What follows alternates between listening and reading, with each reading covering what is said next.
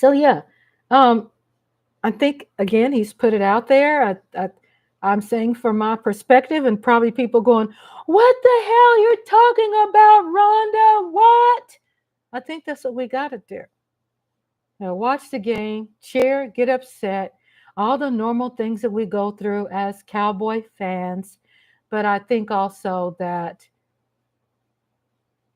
we do need to not be as emotionally involved where we become unhealthy, right? And you all know where those boundaries are.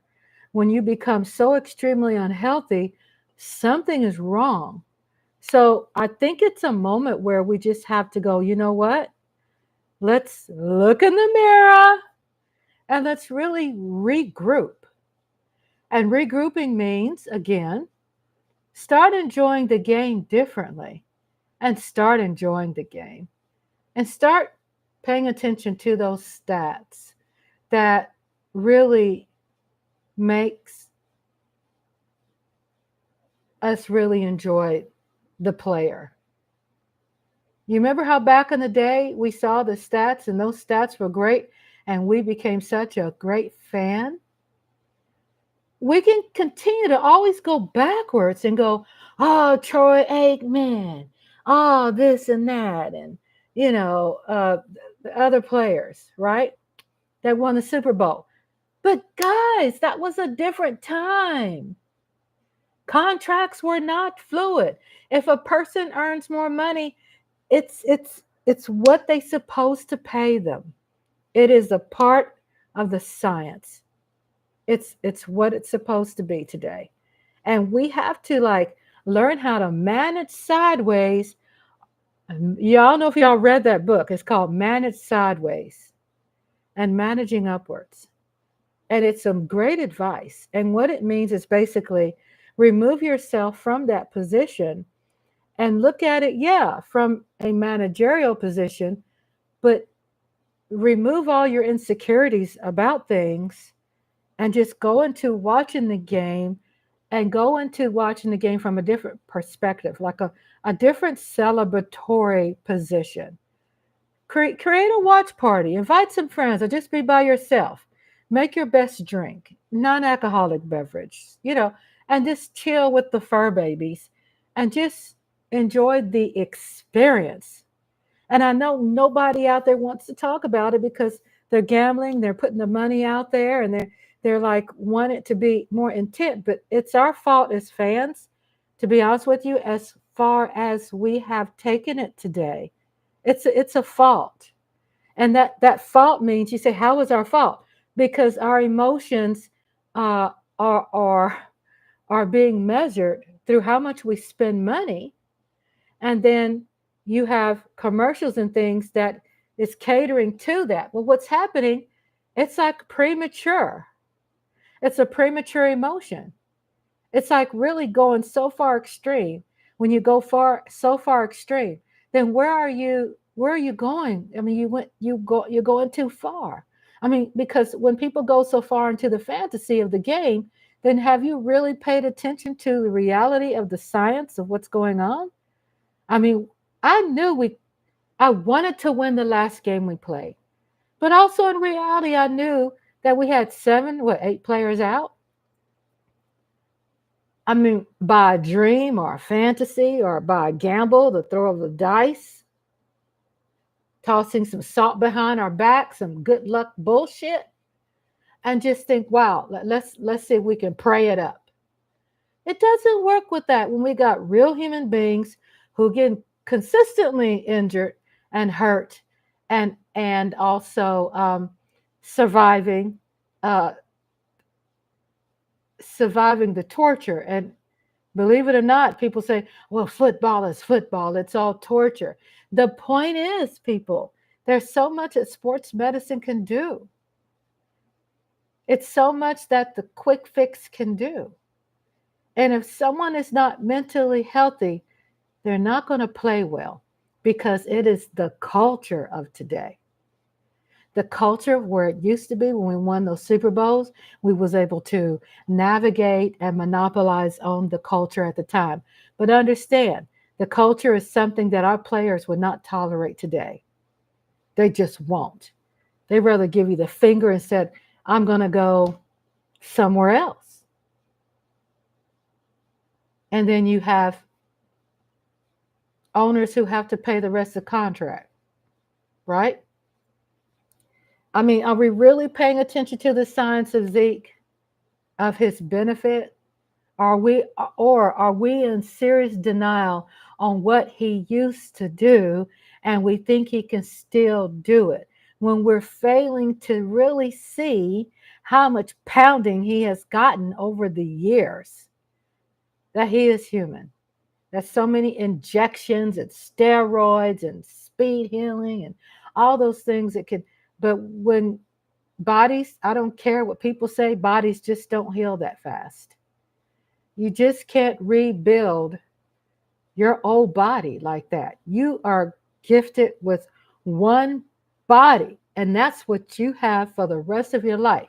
And if you make a choice, you choosing an occupation, choosing, a football that will tear your body down and age you very fast, then that's a choice that's been made because people want to make more money, and that's their choice, and it's okay. I'm not judging them for that. I'm not saying that they're wrong, but I'm saying realistically, when we saw Cowboys playing as hard as they have the first games, we all saw that we were always coming from behind.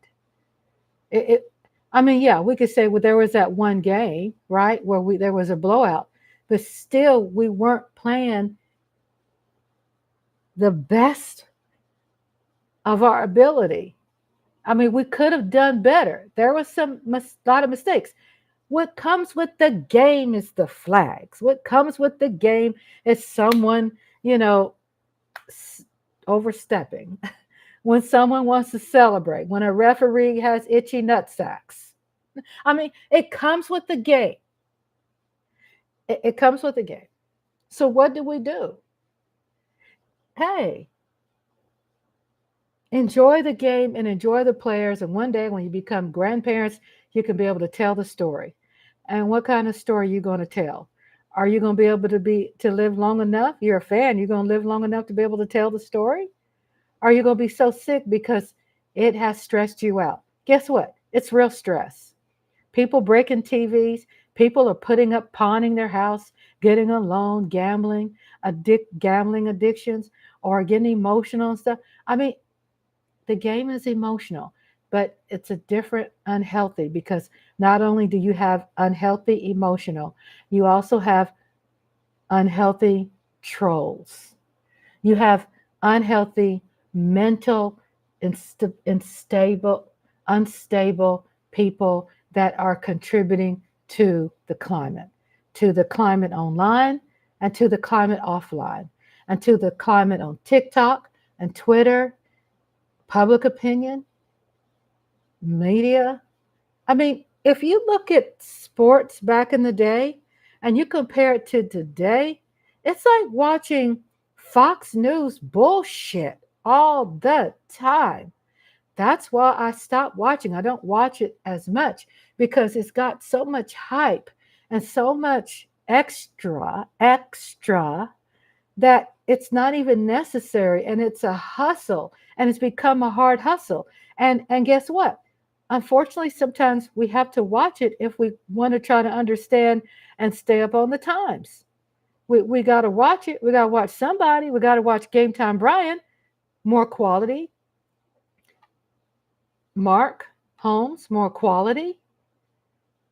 We got to watch Mark Holmes and Philly 500 and Dan Salio. And Dan Salio is the mediator.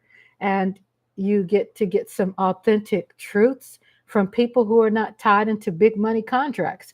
Mark, Philly 500, they really tell you the truth, right?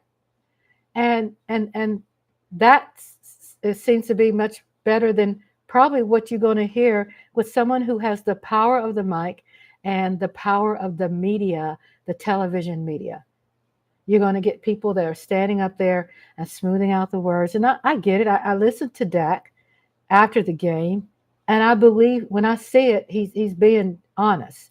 Obviously, people are getting training for being honest with the media, with their fans, right? I like how they are honest with their failures and what they felt they didn't do. And they're, to me, I think sometimes they're like a little too transparent because before the game, they're sharing like what they're going to do to become better at the game. And it's kind of like, are you probably talking too much? You're sharing too much of your secrets. I mean, now we have, like I said, when culture has changed, now you have people in the locker room even more. The guys can't even take a good long shit. The players can't take a good long shit before there's a mic in their face. They got to hurry up and rush and take a goddamn bath, and they got to pop some Tylenol. Then they got to go live, right? Because they have a contract. I mean, that is caused by the thirst of the fans. It's the thirst of the fans that they want the coach to be distracted. That you put a mic in he's trying to, it's halftime. He has business to take care of. You put a mic up in I mean, it's like, it's what it is today. It's what it is. It's not going to change. So it's not saying, oh, we accept the Dallas Cowboys as failures. No, they're not. These guys are out there playing the game and they're doing what they're told. And even if you might say, well, they're not doing what they're told because they're not succeeding. But are we really giving them a chance and looking at a lot of things that they're doing that is making a difference? Are we really giving out balls to people who really are doing it? Are we giving out balls to people that we feel satisfies our insecurities, our urges, our personal urge to win at something because our personal life is all fucked up? So when we watch the game, we want to win because something is not balanced in our personal life. We really have to. I know people don't want to say that, but then fans, you can still be passionate. You can still love the game. But then you just have to look at I mean, we have people who are speaking about the game.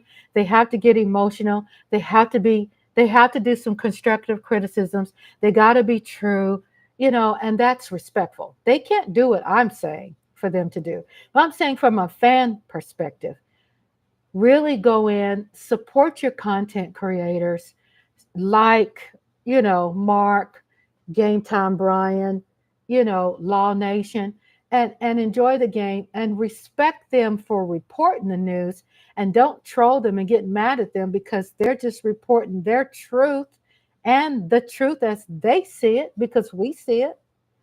What do we do as fans? You ain't going to want to hear it. And I've said it 3 times because no one wants to hear Jerry because Jerry keeps saying it. Don't have any high expectations. Just watch the game. Enjoy it. Enjoy the season. Get you some popcorn. We lose, it's going to hurt. We win, it's going to feel great. We just can't write off our team. Who writes off a team? And we're in week 8, right? When there's still, what? I don't know, 9, 10 more games to play? I don't know. That's a lot of there's still a lot of good play. I've seen Giants, when they won the Super Bowl, I bought my husband a TV back then. It was a Mitsubishi. Back then, it wasn't a flat screen. It was one of the biggest TV. It was like an 80-some inch TV. I bought it for him to watch his Giants in the Super Bowl. So when was that? 15 years ago? God, did time go by that fast?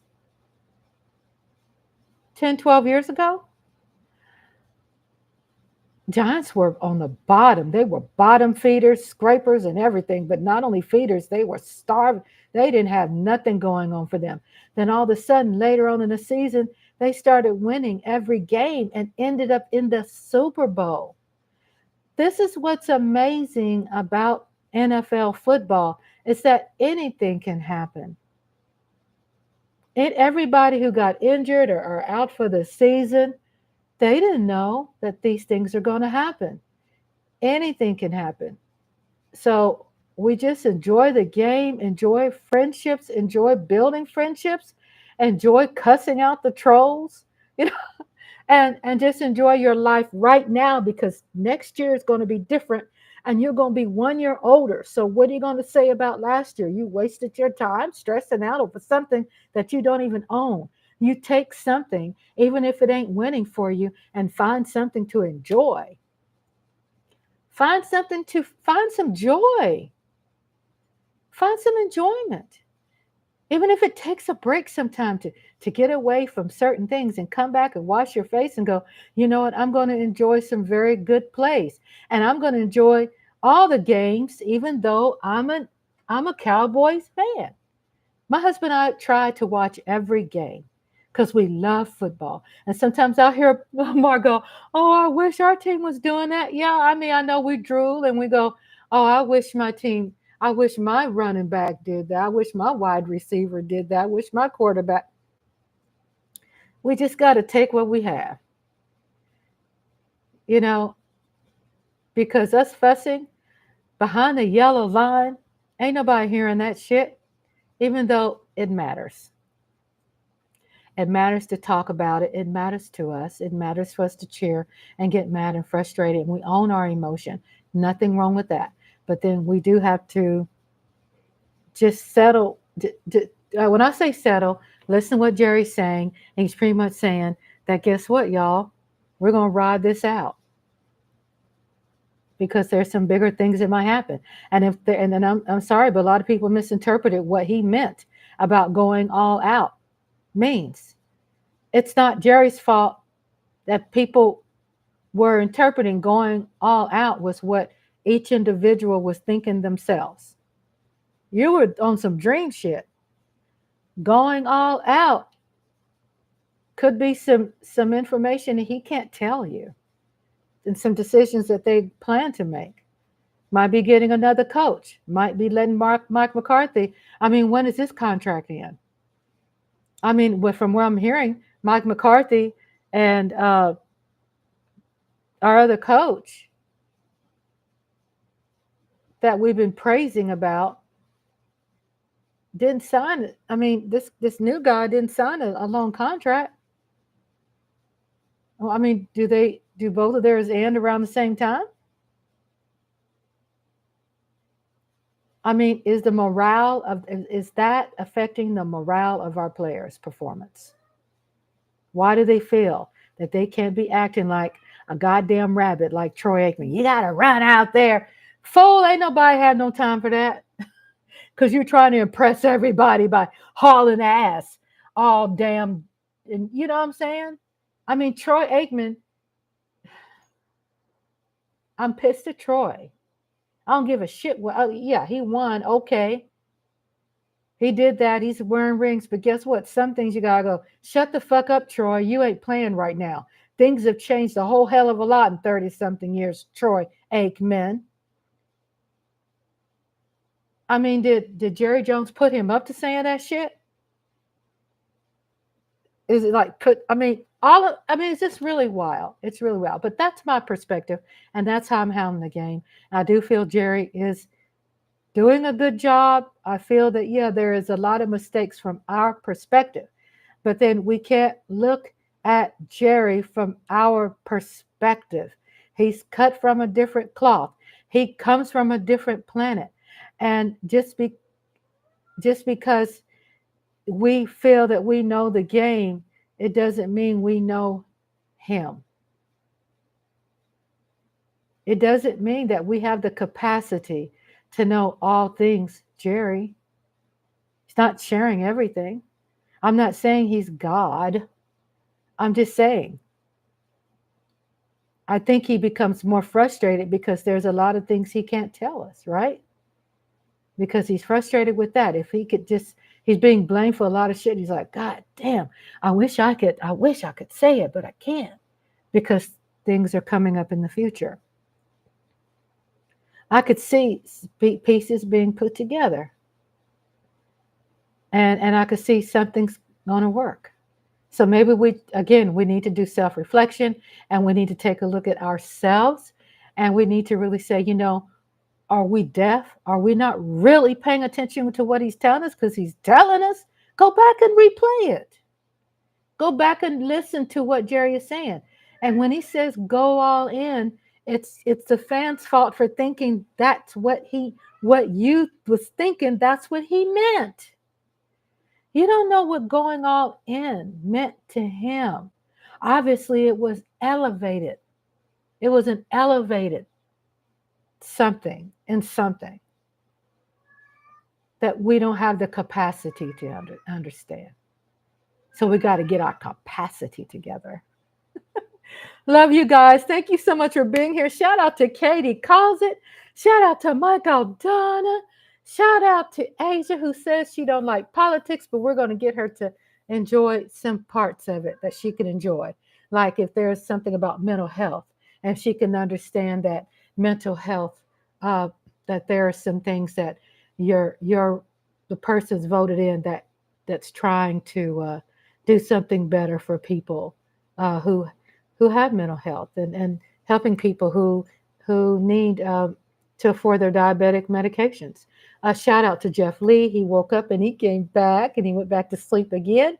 And did I say Michael Donna and Lola and Najalista 90s and Daydream 1990s and everybody.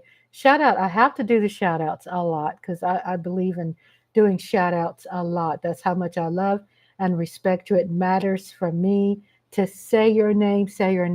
And then do some reflection. Think about it for a minute about listening to what he's saying.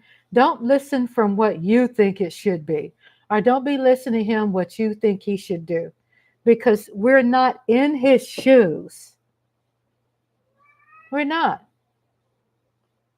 And it is about the money. And it's okay for it to be about the money.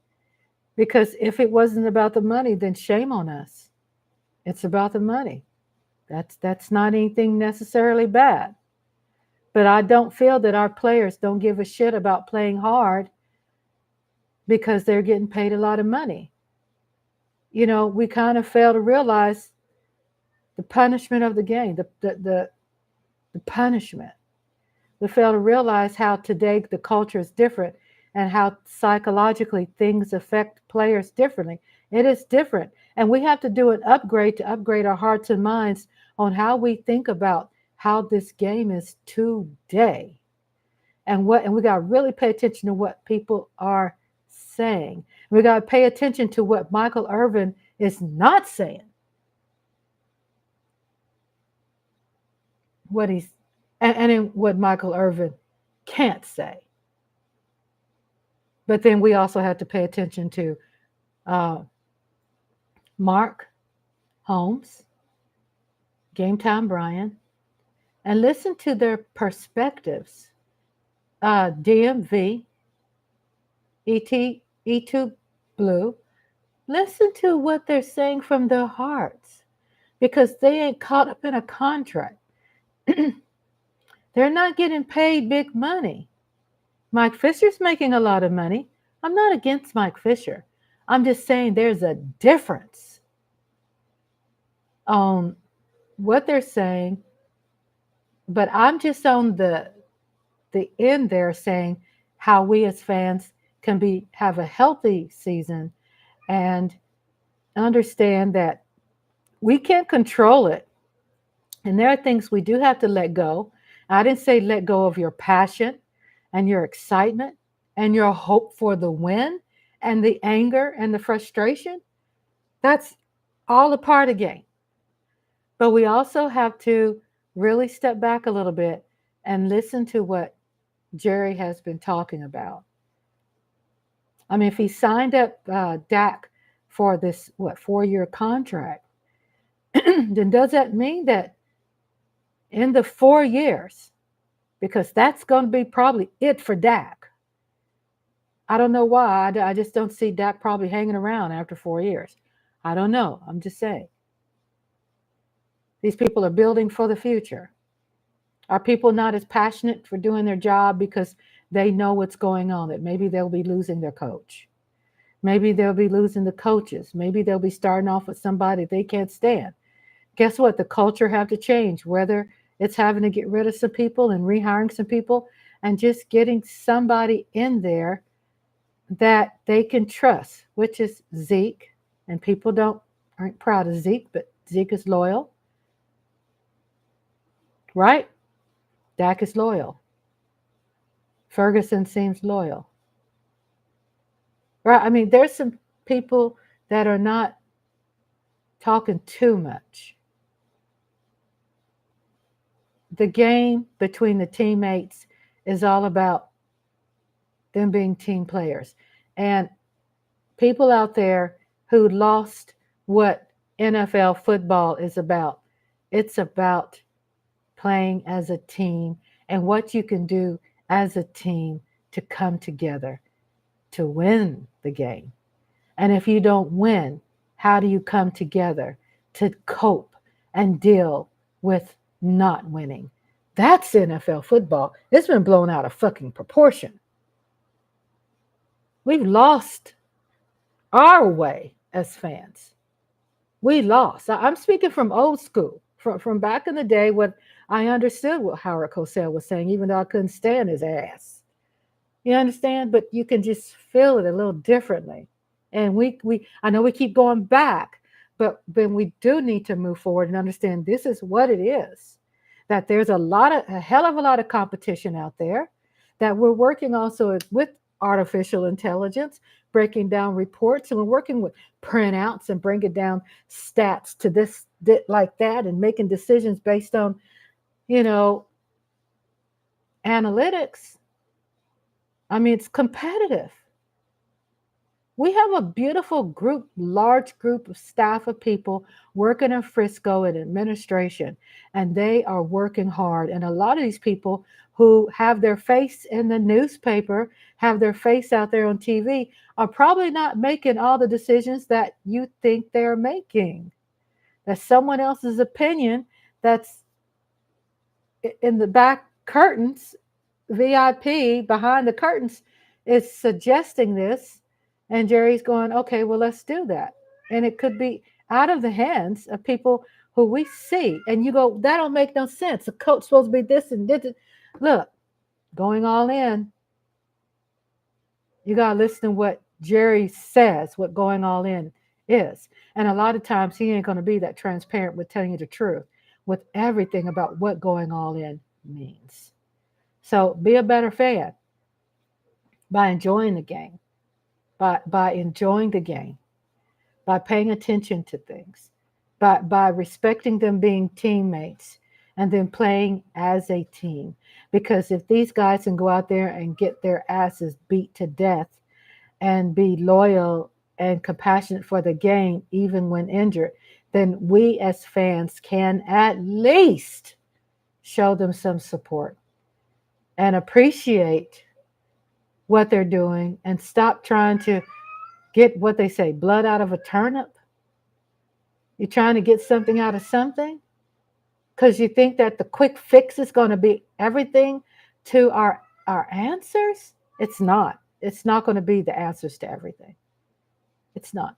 So that's just my love time spreading the news. And you could take it and digest it, take it with what you want, and still go back to doing what you always do.